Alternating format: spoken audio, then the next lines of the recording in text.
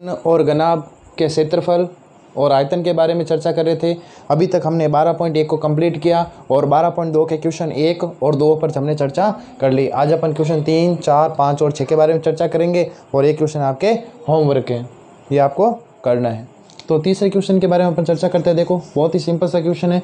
Exercise कौन सी है? 12.2। इसके बाद एक छोटा सा वीडियो और बनाएगा ताकि ये बड़ा वीडियो नहीं बने, इसलिए इसके छोटे छोटे 2 भागों में बांट दिया। 2-3 क्वेश्चन उसमें बचे, 4 क्वेश्चन टोटल उसमें बचे हुए हैं। धातु के 3 घन है, मतलब एक ये रहा घन, इसके जैसा एक और है, एक और है। कितने घन दिए हुए भाई? 3 घन दिए हुए है ना। धातु के 3 घन जिनकी कोर क्रमशः, मतलब इसकी भुजा 3 सेंटीमीटर, इसकी कितनी है भाई? 4 सेंटीमीटर, इसकी कितनी है? 5 सेंटीमीटर। ये हमें क्या है? गिवन है, दिया हुआ है। इन तीनों को पिघला कर एक नया घन बनाते हैं। तीनों को क्या कर दिया हमने? पिघला दिया और एक नया घन बनाया। नया क्या बनाया? घन बनाया। हमें इसका क्या ज्ञात करना है भाई? नए घन का एक तो आयतन ज्ञात करना है। नए घन का आयतन कितना होगा देखना। तो नए घन का आयतन, नए घन का आयतन कितना हो जाएगा? देखो बहुत ही सिंपल सा क्वेश्चन है, सिंपल सा बताता हूँ। देखो जैसे हमने आटा गूंथा, और आटा होता है ना घर में गूंथा हुआ, उसमें हमने 3 छोटे छोटे घन बनाए, ठीक है, 3 अलग अलग बना दिए। फिर तीनों को मिला के हमने एक बड़ा घन बना दिया। तो आयतन क्या होगा? तीनों का जो आयतन था उन तीनों के योग के बराबर किसका आयतन हो जाएगा? नए वाले घन के, क्योंकि उन तीनों को ही तो हमने मिलके बनाया। आयतन हमेशा ऐसे क्वेश्चन में हमेशा आयतन क्या होता है? बराबर होता है, ध्यान रखना है ना। तो यहाँ देखते हैं इसका आयतन कितना हो जाएगा? बराबर तीनों घनों का आयतन। आयतन बताया था, घन का आयतन क्या होता है? आप सही से इसको अच्छे से लैंग्वेज में लिख ले। मैं सीधे सीधे लिख देता हूँ। भुजा क्यूब 3 का कितना? 27, इसका 64, इसका 125। तो कितना हो जाएगा? 27 + 64 + 125 कितने हो गए भाई? 7 4 11 और 5 16, 3 और 6 3 9 2 11 हो गए, 11 और 1 12, टोटल कितने हो गए? 216। अब 216 किसका आया है? नए घन का आयतन आया। तो ये नए घन का क्या है भाई? नए घन का क्या है? आयतन। बहुत ही सिंपल सा है। हमने क्या किया? 3 घन, तीनों घनों को मिलाकर इसको बना रहे, तो इसका आयतन इन तीनों के योग के, तीनों के आयतनों के योग के बराबर होगा। इसका हमने आयतन निकाला 27, 64 और 125। हमने ऐड किया, कितना हो गया? 216। हम क्या निकालेंगे अब? तो नए आयतन, तो नए घन का आयतन बराबर कितना है भाई? 216। तो नए घन का आयतन क्या होता है? फॉर्मूला तो देखो वही रहेगा, चाहे नया घन हो पुराना हो। भुजा क्यूब बराबर 216। तो भुजा बराबर कितनी आ जाएगी? भुजा भी तो ज्ञात करनी है हमें। ये यहाँ पर क्यूब है तो ये क्यूब रूट में चला जाएगा। 216 किसका घनमूल होता है? 216 किसका घनमूल होता है? याद कर चुके हो आप लोग, याद होने भी चाहिए आपको, कम से कम 20 तक तो कभी भी कोई भी पूछो आपको याद होना चाहिए। तो ये यूनिट जिसमें भी है सेंटीमीटर, तो सेंटीमीटर आप लगा लीजिए। मेरे हिसाब से अब समझ में आ गया होगा। अपन आगे चलते हैं।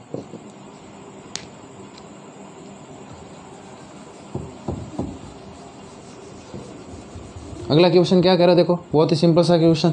एक पानी की टंकी की लंबाई, एक पानी की टंकी, देखो ध्यान से। अगला क्वेश्चन, तीसरा हो गया कंप्लीट। चौथा क्वेश्चन क्या कह रहा है? देखो पानी की टंकी की लंबाई कितनी है भाई? 2.5 मीटर। चौड़ाई कितनी है? 2 मीटर। और क्या साथ में 1500 लीटर उसमें पानी आता है। देखो टंकी के अंदर कितना पानी आता है, उसे आप क्या कहेंगे? टंकी का पानी आ सकता है। उसमें क्या होगा? टंकी का आयतन कितना दिया हुआ भाई? 1500 लीटर।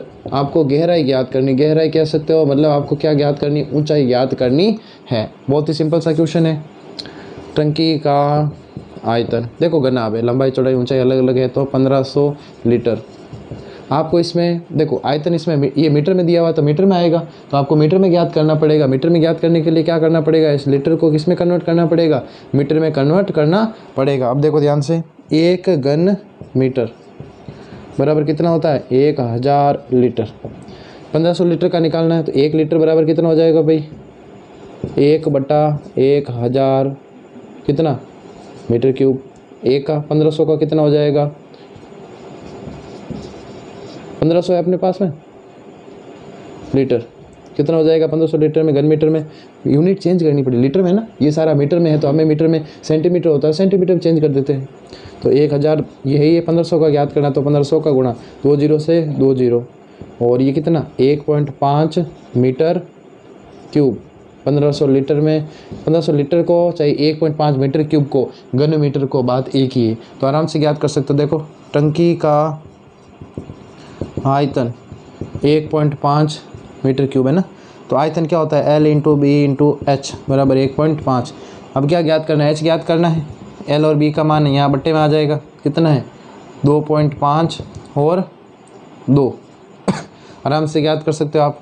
अगर पॉइंटों में दिक्कत आ रही, देखो एक पॉइंट हटाया नीचे कितना आ गया 10, एक पॉइंट हटाया नीचे के ऊपर कितना आ गया 10, 10 ये 10 कैंसिल, 5 से काट लो, देखो 5 3 15 और 5 25, 3 बटा कितने हो गए आपके 5 दूना 10, मतलब 0.3 क्या आ जाएगी मीटर।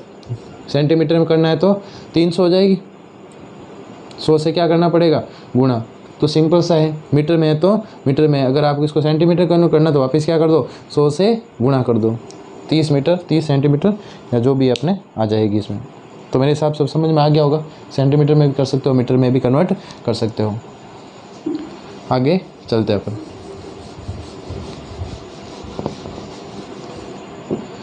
नेक्स्ट क्वेश्चन क्या कह रहा है, देखो इसका अपन कितना है 0.3 मीटर। पाँचवा, एक दीवार की लंबाई बराबर 4 मीटर, चौड़ाई बराबर 15 सेंटीमीटर, एच बराबर 3 मीटर।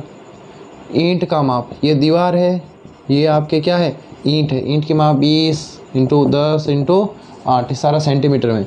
तो सिंपल सी बात, ईंटों की हमें संख्या ज्ञात करनी है, तो क्या करना है दीवार का आयतन बटा ईंटों का आयतन। पूरी दीवार का आयतन कितना है बट्टे में एक ईंट का आयतन कितना है, एक ईंट का भाग पूरी दीवार में देंगे तो अपने पास ईंटों की संख्या आ जाएगी। क्या आ जाएगी ईंटों की संख्या। तो सबसे पहले दीवार का आयतन बटा ईंट का आयतन, ये क्या भाई ईंटों की संख्या।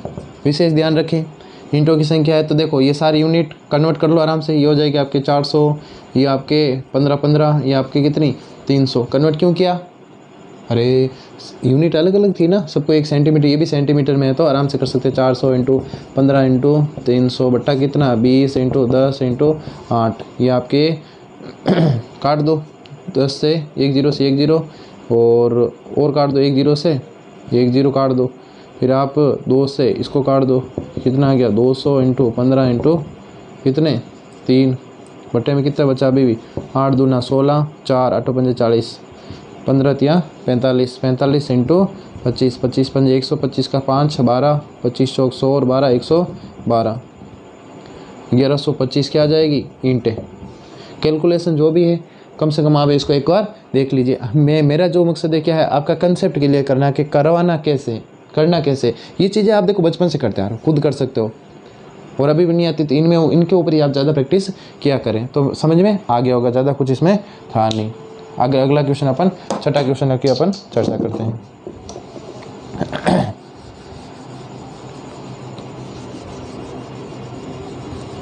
अगला क्वेश्चन क्या कह रहा है, देखो एक गांव में एक टंकी बनी हुई है जिसका माप क्या है 20 into 15 into 6 metre.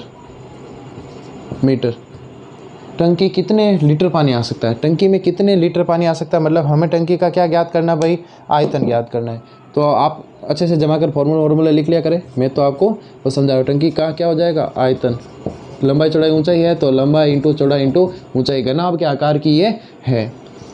20 into 15 into 6, 15 दूना 30, 0 0 6 3 18, 1800 मीटर क्यूब।